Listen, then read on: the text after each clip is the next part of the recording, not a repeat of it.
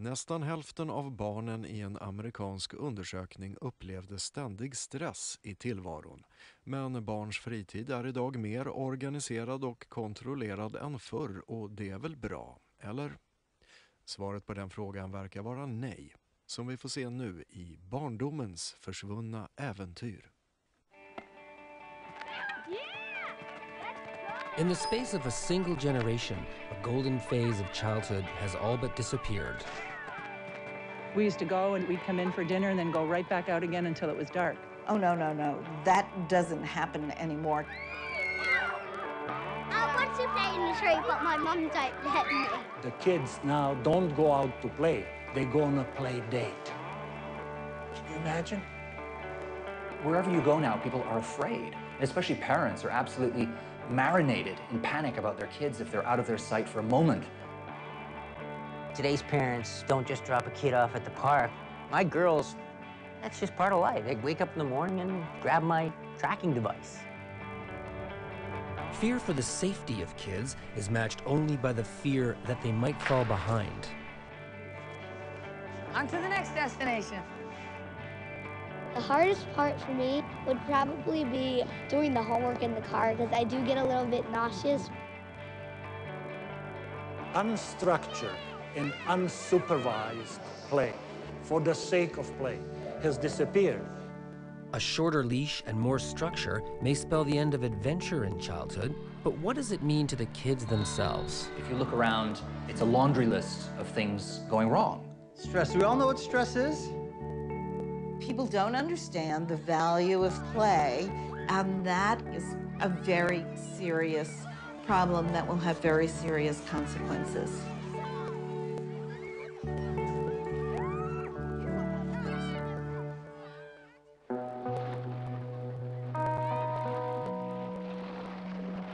Most of us born before the mid-1980s remember a much different childhood than the one being played out today. What I remember about play as a boy was freedom and space and being outdoors. You know, I got kicked out of the house in the morning by my mom, and I was out all morning until lunchtime. She'd call out and we'd go back for lunch, you'd go out, you'd come back for dinner, and we spent a lot of our time as children just on our own. Streets that once hummed with the sounds of kids playing road hockey or skipping on the sidewalk are now eerily quiet.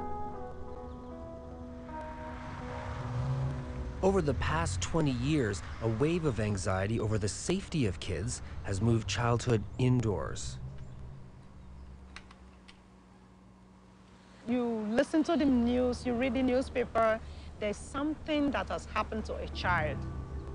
Either in the playground, in the child's house, around the child's environment. It's like you don't feel safe anywhere.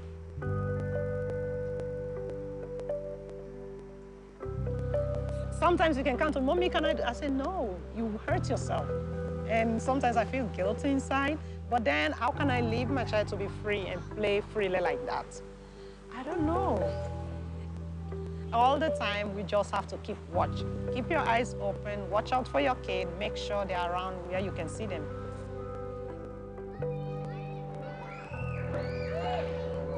Internationally best-selling author Carl Honoré spent 2 years researching play and the state of modern childhood in Europe, Asia, North and South America.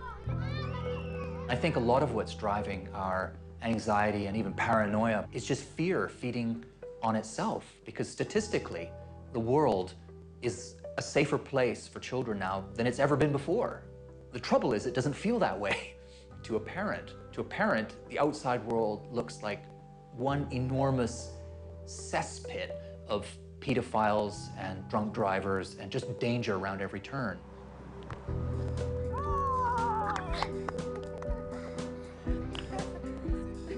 You're the best bowler. No, like only me. Let's see, Shane. Kick, throw. In New York City, one of the top American experts on the subject of play and child development is Hera Estroff Moreno.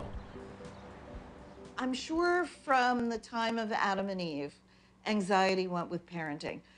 But the difference now is that parents really feel free to expose the children to their own anxieties and to kind of act them out.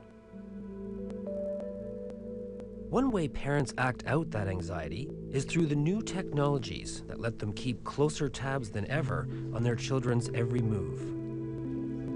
When I grew up as a kid, my location was on the street. You know, and when the street lights came on, I went home. These kids aren't like that. If they do play in the street, Sherry generally wants to stand over top of them and pay safe attention to them. And we certainly do have this dramatic feeling that there's predators everywhere we turn. Sam, is your Blackberry church? We use this to eliminate anxiety. We know what's out there. Okay, make sure that the Blackberry's turned on and the tracking's on, okay, Jordan? And if I can alleviate the fear that's being generated from myself, the television, and my wife through a simple little piece of technology, why not do it? My girls, that's just part of life. They wake up in the morning and grab my tracking device. All right, let's go. See ya. Have a good day.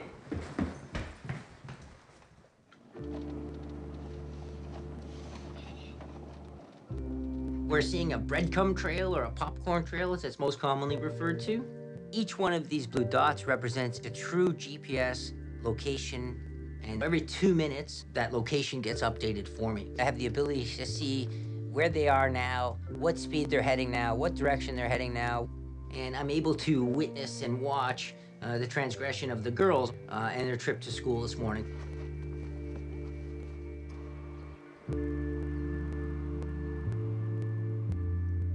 What we have here now is what we call a geofence. It's just an invisible gate or a boundary that we've created. So we have the ability to monitor entries and exits, similar to that of an invisible dog fence type scenario. The device recognizes it's crossed that invisible line. It then does an instantaneous report back to us and will show up as an email or as an SMS message, so we can actually see that they're at that bus stop. The old expression of call me when you get there, we don't need that anymore. We know she's there. What you have is an instrument by which parents maintain total control over their children and their movements. And what I find horrible about this is that there is no way for kids to get off this track that the parents have put them on. It's one thing to be put on a track, but these kids can't even play hooky. Today's parents, myself included, don't just drop a kid off at the park without checking twice, thinking twice, debating whether or not we even want to leave that park, because we know too much. We know there are predators in that park. You know, the only thing we can do is try to eliminate the worry and try to make them safe as possible. We know immediately if Jordan's left that park. We know immediately if Samantha has gotten on a different bus than Jordan.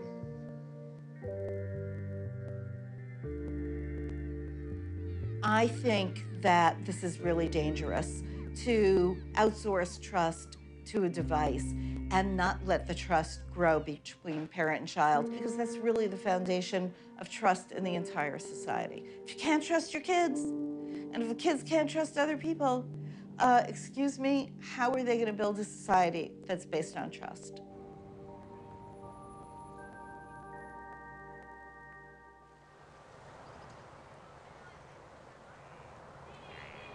One of the last sacred places for kids to slip off the parental radar and play freely has long been summer camp. But today, even here, hundreds of miles from home, every move is captured, edited, and transmitted daily for the scrutiny of anxious parents. Sometimes you don't even notice it because you're having so much fun, and she does it when you're not looking at her, so you don't really notice it at all. At camps like this one, it's the photographer's job not just to provide parents a window on the camp experience, but to make sure they like what they see. The camera girl, she's really cool, and she always takes pictures of the good stuff when you're happy and stuff.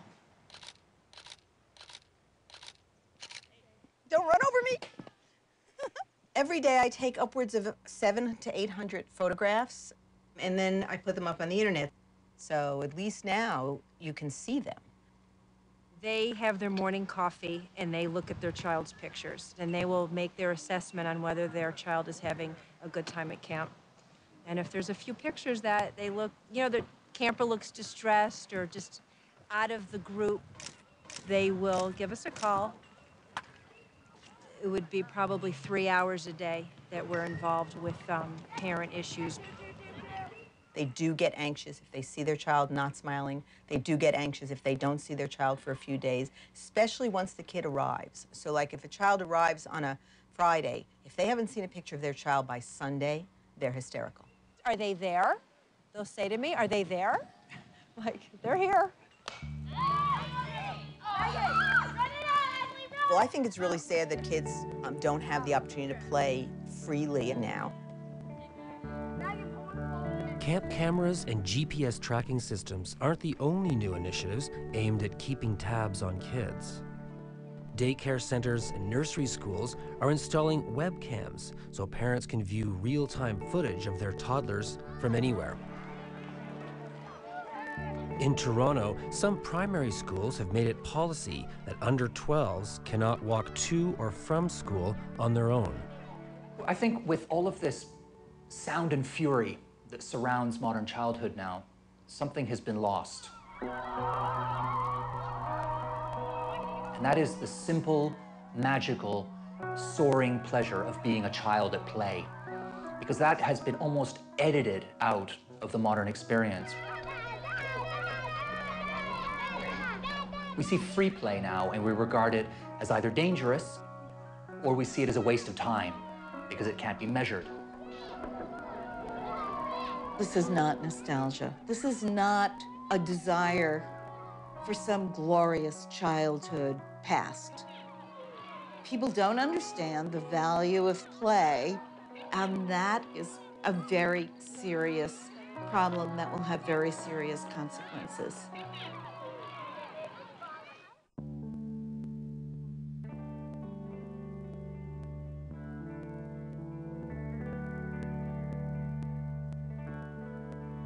This is the anxious age of hyper-parenting, where many kids are on a fast track trying to get a head start on the competition.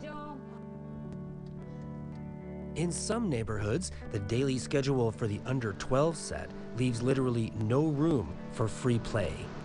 I don't remember doing any of this at this age. All I remember doing on a weekend, let's say, is waking up and having a whole day of freedom. And not that that's a bad thing. But nowadays, things start really young, and I think it's better because I see how society has changed. It's all about competitiveness. I don't think there's a parent out there that can't admit that they would love to see their kid play a college sport. And if you see that your child is gifted at something, then it's okay to pursue that.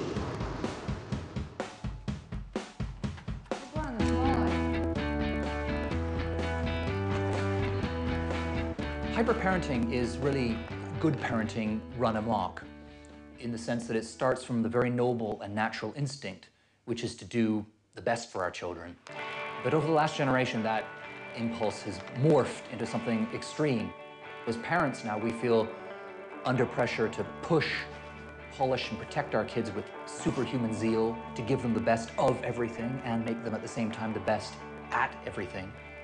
Okay.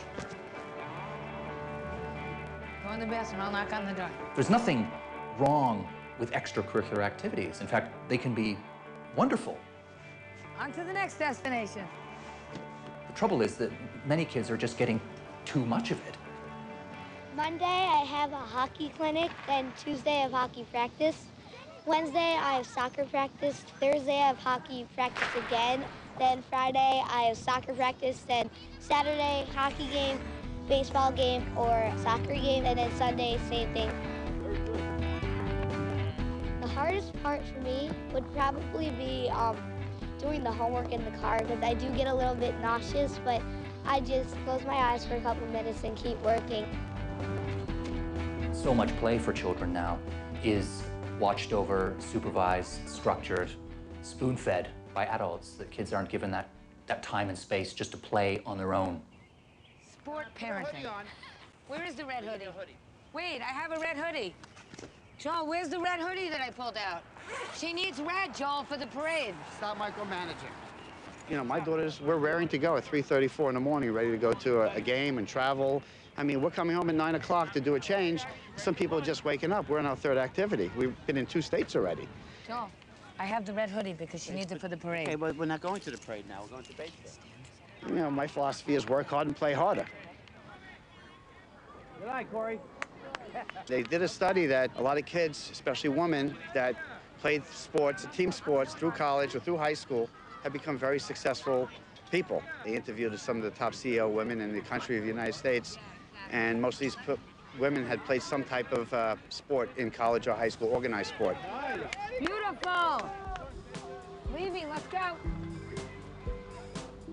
The toughest part is like sometimes you don't have no break between. Sometimes it's really hard to do that, having no break between sports. All right, you ready? It's on the other side. Tie to perfection. Ow. Sid, keep your head up. I love you. Have the best game ever. Always know you can always outdo yourself. Come on! Shoot it! Shoot it, Gavin! Good. No. Come on!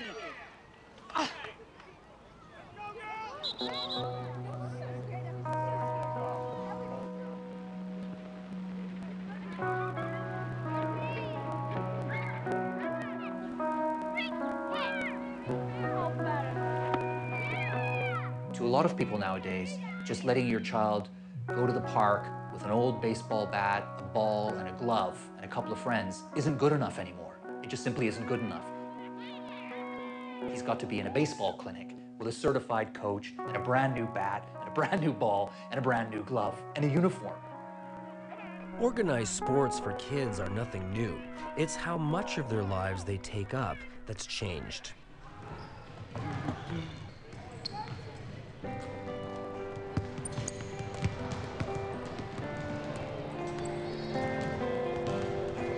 Free play for most children has disappeared. But what does that matter to the kids themselves? Are they really missing anything by not playing the old-fashioned way? We've got a job to do today, guys. We win this, we move on to the quarterfinals, right? In here. 1, 2, 3. What on? That's the attack! Defense! Back up! Turn! Back here! It's that idea that sport builds character, positive character. Many people buy into that. The truth is, sport has the potential to build character. You guys, come on in. Elaine Rackman has made a career charting the conduct of coaches, spectators, and players in organized sports for kids. Generally, I think what happens is you see kids that are not engaged. They don't have to think for themselves. I've gone in and done workshops with groups of kids that unless you give them step-by-step instructions on how to do something, they just sit around because they haven't been told what to do. It's like they have no initiative. They don't have that creative impulse. They have no problem-solving skills. They don't even talk to each other. They just sit around and wait for someone else, an adult, to tell them what to do. Bill Fowler spent 33 years teaching play studies at McMaster University. You don't want to eliminate structure because it's a gauge for them as to what they are. But we have to get away from this role playing that constantly goes on in structured sport even. Like you'll notice it with these kids, they have a role to play. And they're put in that role by a coach for an obvious reason. It's going to help the competitive side of things. That if he is not touching the ball very much, there's a reason for it. He's being excluded because he doesn't do it all that well.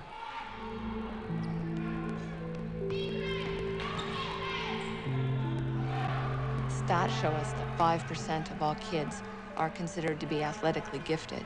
The problem is that our system right now is set up to serve that 5%. So that means 95% of the kids don't really do well. They're not engaged, they're not having fun. They don't necessarily get a positive self-esteem, positive self-image from being on these sports teams because they're not being played. They don't get to touch the ball. It isn't serving them a real positive purpose.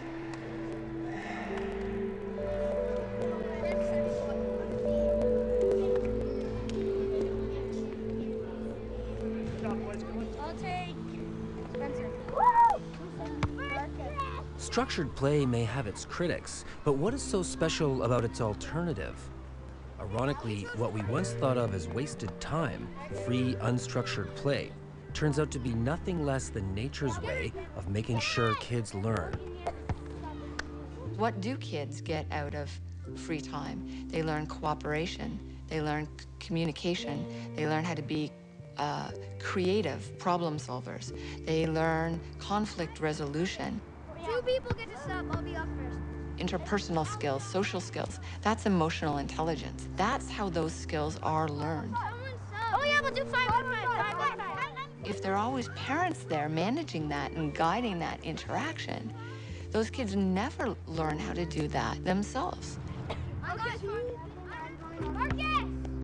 When the boys from the Wildhawks team are asked to play a pickup game instead of their regular league game, without the parents, coaches, or referees around, interesting things happen. What fascinated me the most is that the kids that really shone out here were not the kids that were picked as real leaders in the formal competitive environment. And that to me is really, really important. The kids that were real leaders out here, they were taking risks. They were having fun because they don't really get to do that in the other environment. Because if they make a mistake, I mean, you've got bleachers full of fans, spectators, adults that are going to yell and scream at them. So why would you take a risk? The suburban kids are so used to this structure in their life. You know, we're here at this time, we have to do it this way. Locus of control has been lost. The kid never understands that he's in control of his life. It gives them that freedom to be essentially who they think they are. And we're not judging it. And that's huge. In a single generation, structured play has eclipsed the centuries-old tradition of free play among kids. But now, a growing body of research on play and child development points to a consensus that structured play on its own is not enough. Kids learn a lot during play, but as soon as an activity has a definitive goal and structure, and let alone monitoring and supervision, it's not play. Don Fulgosi is an evolutionary psychologist in Toronto. He argues that play fulfills a vital role in our development as a species. Evolutionarily speaking, play is at least tens of millions of years old, maybe a billion years. When we find a behavior that is ubiquitous, that is universal, that appears spontaneously in all the children, in all the cultures, all the human groups, and when there is an energy expenditure associated with it, there are certain dangers and risks associated with it. That type of behavior then must have some adaptational value. Kids learn about the world of objects. And then there is social play, where kids learn about other kids, how they behave, how they should behave, how they should treat other kids. Make-believe play may be crucial to how we develop the whole concept of other people's minds, their intentions and their beliefs. But what happens when kids play freely is hard to measure and therefore easy to dismiss. Although studies have linked it to everything from literacy and creativity to social conduct and mental health, much of that research, critics argue, is not definitive because it's been based simply on watching kids play. But recently, new hard science has emerged that provides a clear link between play and our survival. Survival is really all about adaptability, and that's what play is. Play makes you nimble and adaptable, and that really is the biggest survival skill of all.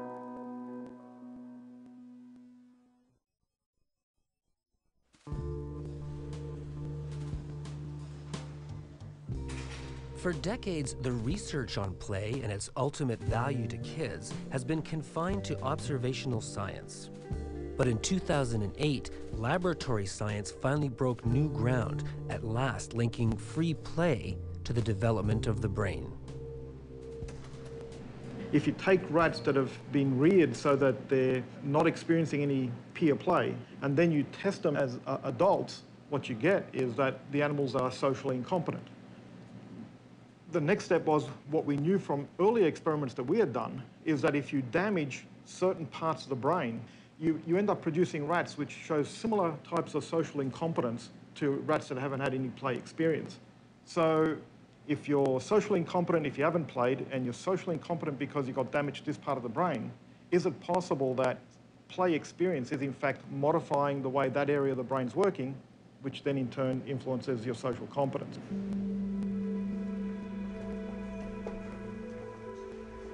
Pellis and his colleagues set up an experiment to see if that social incompetence, stress, anxiety, and emotional imbalance was somehow linked to play. He created two groups, one made up exclusively of young animals with lots of time for play, and another where adults were present with therefore less chance to play freely.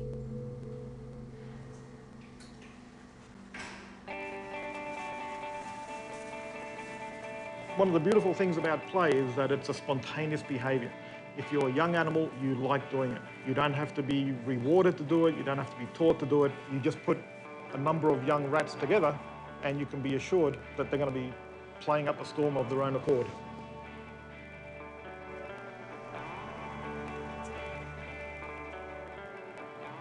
When you open up a skull of any mammal, including a human, the majority of what you see is the cortex.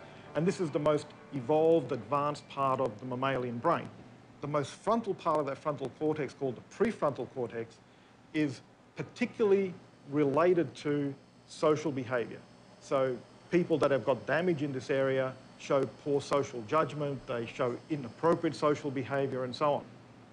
We felt that if any part of the brain is going to be affected by this differing social experience early on, it's got to be there. And so that's what led us to look at this particular part of the brain. These are the cells from the two groups of animals that we were looking at. And this is from the play-deprived group, so the juvenile just raised with the adult, and this is from the 4 juveniles together. If we compare these two cells, it's this and this that really stand out as different. This is way more complex. There's more branches, more overlap.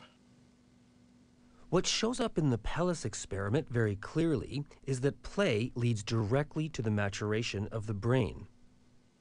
The animals that are getting the chance to play when they're younger have to process more information, and so they need more connections across those areas.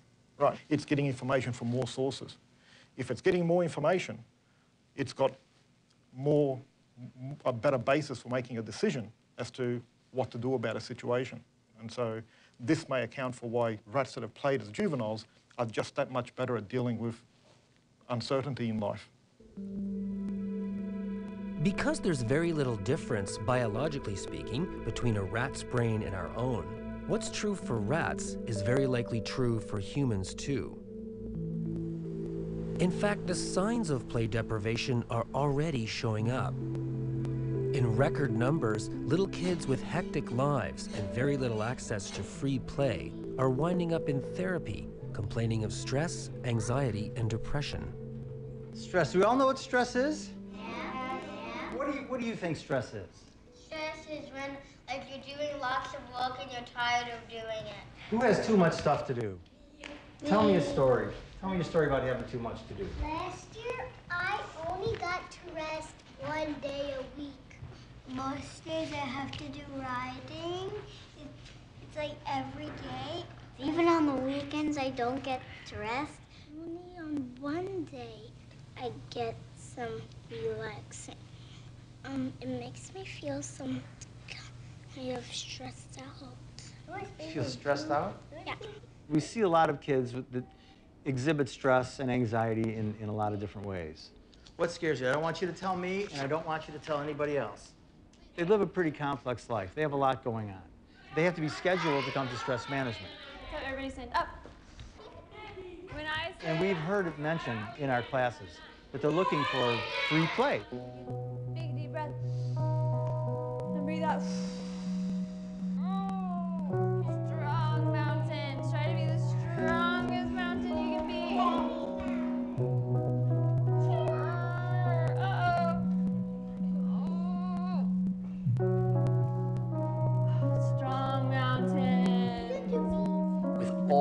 time, money, and energy that we're plowing into our children, we should be witnessing the emergence of the happiest, healthiest, most intelligent and creative, and best adjusted kids the world has ever seen, but that's just not what's happening out there. And if you look around, you know, it's a laundry list of things going wrong. There are scientists who believe that by not allowing children to have their own free, unstructured play, that is actually one of the major causes behind the epidemic of attention deficit disorder. And it may be, as with all development, that there are windows of opportunity for different things to happen. So if by age 6, children have not been allowed to play, it may be that some way the brain is wired can never be made up. There is enough evidence there to suggest that if kids are deprived of play, that they may develop later on diseases like anxiety and depression, or that they may become improperly socialized, become aggressive, become psychopaths, violent criminals, and so on. There is a price to pay if we don't have this in our lives anymore.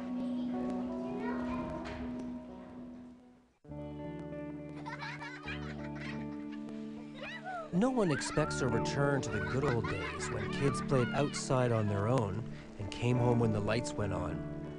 Yet the image of play as just a waste of time may finally be primed for a major rethink.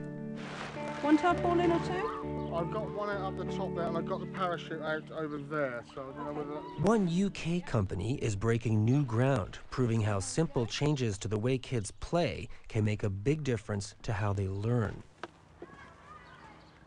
An experiment is designed to see if changes made to the playground can impact the precise behavioral and learning problems the kids were struggling with in class. We just felt that the children were very reliant on us, the teachers, that we had to feed them with everything. They weren't very willing to take risks with many things or work together. You know, they would work together if they knew that the teacher was watching them, but if the teacher, you know, was busy with another group, they weren't as focused on their activities. The two key skills that they picked out were working together and problem solving. Could we demonstrate that there were links between what happened in the playground and in the classroom?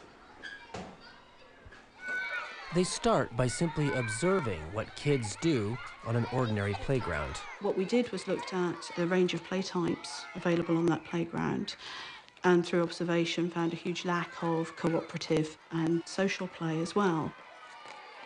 It was really boring because, I don't know, there was just nothing to do. You just sat there. Everyone just gets really bored and then they start messing about. Because when you do get bored, then the only thing you can really do is mess about.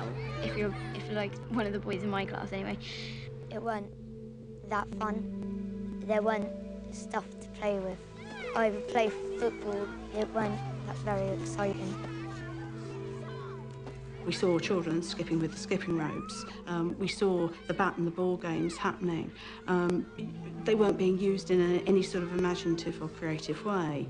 And there's a question there about, well, what if you don't like that sort of sports stuff? What if you don't want to do that sort of thing for 40 minutes at your lunchtime? What if you want to tell a story? What if you want to invent a game? What if you want to use your imagination? What we wanted to do was give them the opportunity to play in a different way. So to do that, we had to make some changes. Over the space of 6 weeks, the playworkers introduced small but creative changes to the playground at recess. We're trying to do things that are unexpected.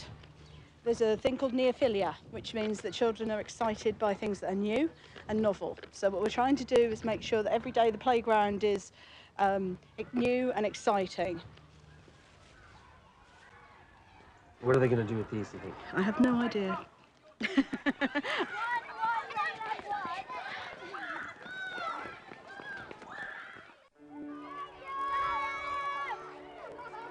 It's been 6 weeks since a new play culture was introduced to the kids at St. William's School in Norwich. This is really fun to see what we can do with different things, because these are new things. Loose parts have high play value. You know, if you give a child a cardboard box with a present in it, what do they get most play out of? The cardboard box. It sparks children's creativity, it sparks their imagination, it makes them think in lots of different directions. So in terms of links to the children's problem-solving skills, then loose parts are the way we've gone to see if we can have an impact on those skills. I was imaginative anyway, but I think it's helped even more to make me be more creative and like more. I socialised a lot more because you have to share things. And like everyone like wants some of the equipment because it's all really good equipment and there's not like loads of it. So you do learn to play and interact with different people. You learn to negotiate. Yeah, negotiate. You learn to negotiate more and like compromise. A couple of us made a friendship wall. We made up a friendship wall on the climbing wall and we put loads of stuff that represented us, as in like what type of people we are. With some new equipment comes risk. There is more chance of increased physical risk and also emotional risk. Many children in my group weren't very willing to take risks, would only tend to put their hands up if they knew for certain that they had the answer right. They didn't feel comfortable, many of them, to just have a go, and if they were wrong, it didn't matter. Children have to be able to try out those things in play. So in the playground, for example, my boy, I've been used to playing football for the last goodness knows how many years, and all of a sudden I'm walking around with a flower pot on my head and a walking stick. Now, can I take that risk? Is that okay to do that? Am I going to be made to look silly? Are my mates going to laugh at me and nobody's going to talk to me forever? Certainly on the playground, we're seeing children with a lot more flexibility, with a lot more inventiveness, a lot more creativeness, and a lot less permission seeking. And that's making a difference in how they actually work together in the classroom. A minor playground makeover has paid major dividends in the classroom in less than 2 months. The project gets extended in the hopes of even more improvement over time. They've become more independent, being able to work together in a group much more, being able to resolve difficulties when they arise between themselves rather than have to come to the teacher to ask for help. I think it's helped in the classroom. Everyone's, I wouldn't say smarter, but everyone's a lot more awake, listening and concentrating a lot more. It's a lot more better by miles. Building on what happened here, researchers are now linking the benefits of play not just to the classroom, but to the economy as well. Letting kids play, letting them have that spirit of creativity will really be the secret of innovation and solving problems. And that's what the future of the economy rests on. What you really want are people who know how to take risks and know how to solve problems and aren't afraid to face uncertainty. This is all about uncertainty. This kind of pioneer research has touched off a new movement in the UK and in other corners of the world where the central idea is managed risk.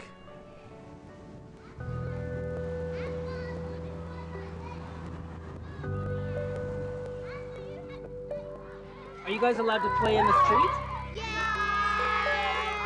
I want to play in the street, but my mum don't let me. My mum, she's one of those mums. She won't even let. I have to hold her hand really tight when I cross the road. She won't even let me in the park go somewhere where I can't see her. She gets really scared that I've died or something. It's just ridiculous. It's about bringing some adventure and autonomy back into children's lives, not just for fun, but also to prepare them for an uncertain future. In London, they're called adventure playgrounds. Ironically, their chief proponent is a man who, until recently, made his living discouraging risk. How can we justify stopping children having minor accidents when, in fact, by having those minor accidents, they're probably learning better life skills? If we put in risky, challenging, say, climbing structures, they may fail to comply with standards. They may be a little bit adventurous. Then the children get the risk, they get the exposure to risk, and they get the sense of being able to assess the risk for themselves. If we don't give them that ability to challenge themselves and to test their ability to balance, they will simply find that risk and that challenge elsewhere. And the elsewhere, because it is inevitably an unmanaged setting, the risk is far greater.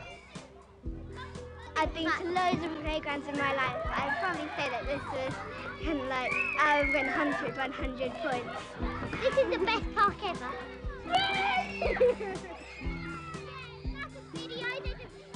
So you'll fall on the playground.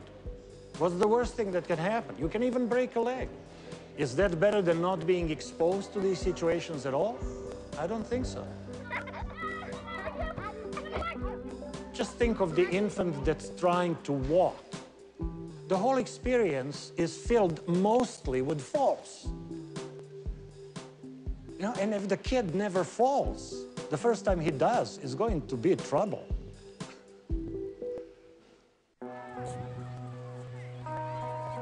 There are those mavericks out there willing to take a stand against the tyranny of the timetable and let kids play freely.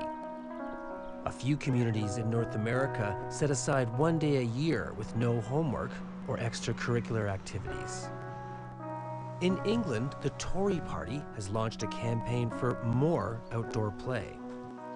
But for the most part, letting kids off the leash and exposing them to risk of any kind, even in the name of growth, is still taboo. When I told the other mothers at school about what I'd let Izzy do, they didn't say it was horrible, they just said, ooh, they were too scared to do it and they wouldn't do it with their precious son. Like you're not precious, right? Yeah, yeah. In New York City, a single act of parental rebellion attracted scorn from around the world. I couldn't believe the kind of response I get. It's been hundreds of thousands of people coming to the website. I mean, let's look at this. Here's the original article. Why I let my 9-year-old ride the subway alone. I let people weigh in for or against. Here's the first one. Dumbass, I think we can agree that one objects, okay? Thinks that I was crazy to let my son go. He'd been asking, Mom, you know, can I go someplace sometime and you'll just leave me and let me try to get home by myself?